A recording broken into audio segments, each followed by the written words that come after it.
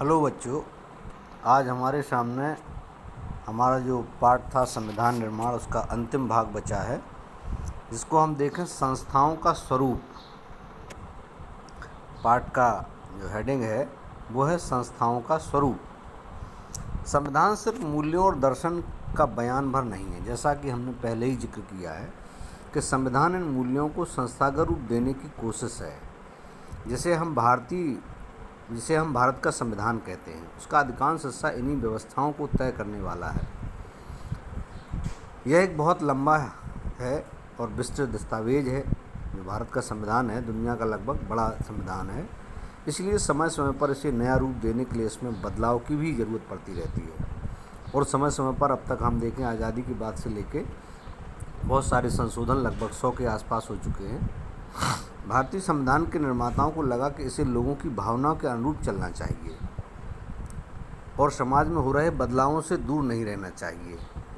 मतलब ये कि हमें ज़रूरत के हिसाब से अपने संविधान में हम बदलाव भी कर सकते हैं। उन्होंने इसे पवित्र, स्थायी और न बदले जा सकने वाले कानून के रूप में नहीं देखा था। मतलब उनका ऐसा मानना था कि समय के साथ इसमें बदलाव होने चाहिए, इसलिए उन्होंने बदलाव को समय समय पर शामिल करने का प्रावधान भी रखा।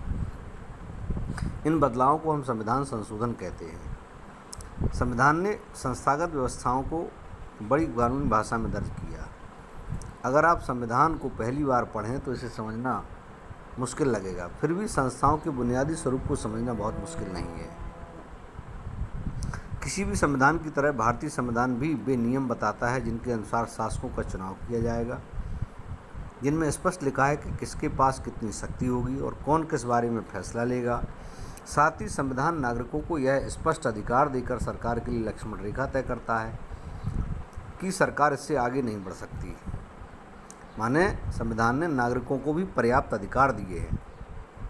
पुस्तक के शेष 3 अध्याय भारतीय संविधान के इन्हीं 3 पक्षों के बारे में हैं। प्रत्येक अध्याय में हम कुछ प्रमुख संवैधानिक प्रावधान पर नज़र डालेंगे और यह समझने की कोशिश करेंगे कि लोकतांत्रिक राजनीति में किस तरह काम करते हैं। लेकिन यह किताब भारतीय संविधान के द्वारा स्थापित सारी प्रमुख संस्थाओं और व्यवस्थाओं को नहीं समेटती। इसके कुछ पहलुओं पर उसके अगले वर्ष की किताब में चर्चा की गई है। कल हम इसके प्रश्नोत्तर डालेंगे। आशा है आप सभी लोग इसको अध्ययन गौर से करेंगे। धन्यवाद।